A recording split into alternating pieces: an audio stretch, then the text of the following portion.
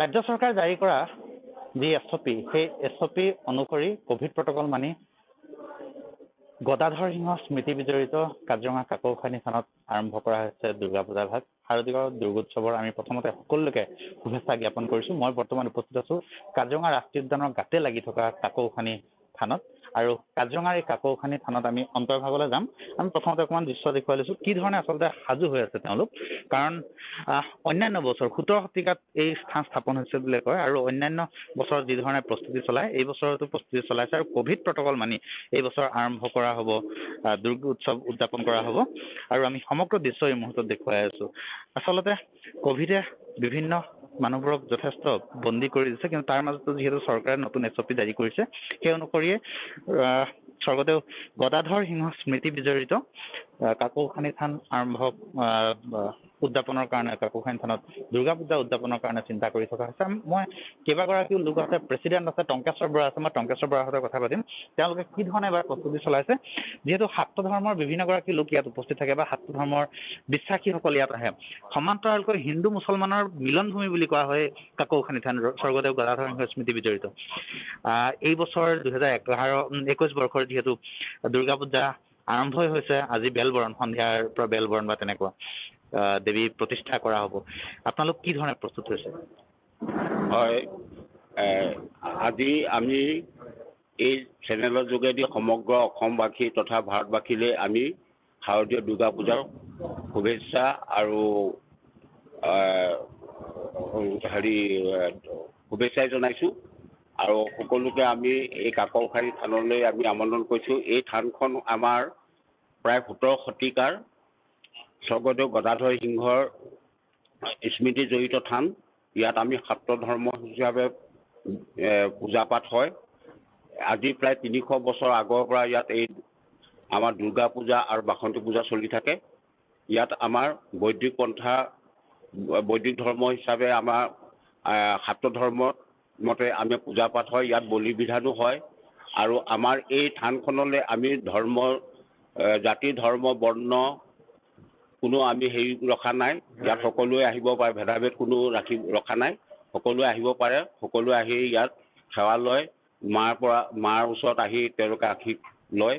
আৰু ওচৰতে আমাৰ কাজিৰঙা নেশ্যনেল পাৰ্কখন আছে। তাত জীৱ জন্তু এশিঙীয়া গড়কে ধৰি অসংখ্য জীৱ জন্তু আছে। তেওঁলোকৰো মংগল কামনা কৰা হয়।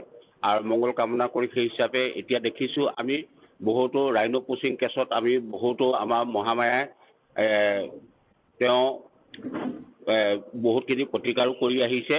তেওঁ নিৰাকাৰ, তেওঁ কোন সময়ত কেনেধৰণে নেশ্যনেল পাৰ্কৰ পৰা ধৰি সমগ্ৰ কাজিৰঙা অঞ্চলটোত ঘূৰি ফুৰে আৰু প্ৰত্যেক ক্ষেত্ৰতে তেওঁ মানে প্ৰতিকাৰ লৈ ফুৰে। সেইবিলাক আমি নেদেখোঁ যদিও তেওঁ কয় আৰু আমি বিশ্বাসো কৰোঁ যে বছৰ বছৰ ধৰি আচলতে এই বিশ্বাস চলি আহিছে। এটা জীৱন্ত থান বুলি কোৱা হয়।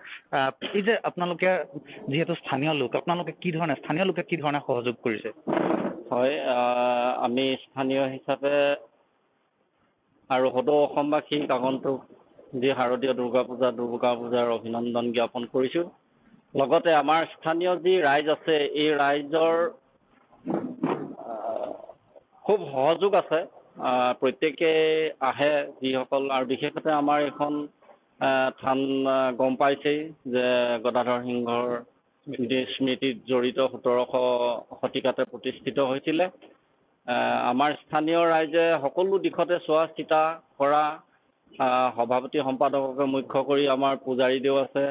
পূজাৰীদেউ বৰ সুন্দৰ ধৰণে তেখেতে পূজা পাতল কৰে আৰু যিসকল অতিথি আহে তেওঁলোকক বৰ ধুনীয়াকৈ আপ্যায়িত কৰে। গুৰুত্বপূৰ্ণ কথা, এই যে আপোনালোকে স্থানীয় লোকে সহযোগ কৰি আছে, বছৰ বছৰ ধৰি সহযোগ কৰি আছে, জীৱন্ত থান বুলি কোৱা হয়, প্ৰমাণ পাইছে নাই তেনেকুৱা? নিশ্চয় প্ৰমাণিক থান আমাৰ এইখন।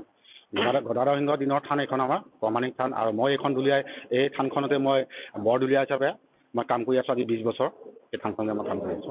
বৰঢুলীয়াৰ সৈতেও আমি কথা পাতিলোঁ। আমি পুৰোহিতৰ সৈতে কথা পাতিম। আপুনি ইতিমধ্যে ব্যস্ততা আপোনাৰ দেখাই পাইছোঁ, তাৰ মাজতো আপুনি ওলাই আহিছে।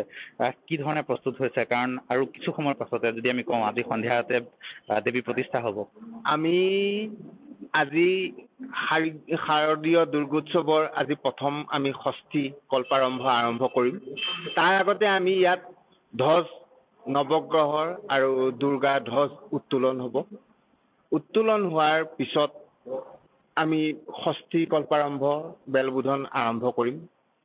পৰ্যায়ক্ৰমে আমাৰ আগৰ ৰীতি নীতিৰ মতেই তান্ত্ৰিক পদ্ধতিৰে পূজা পাতলবিলাক আৰম্ভ হ'ব।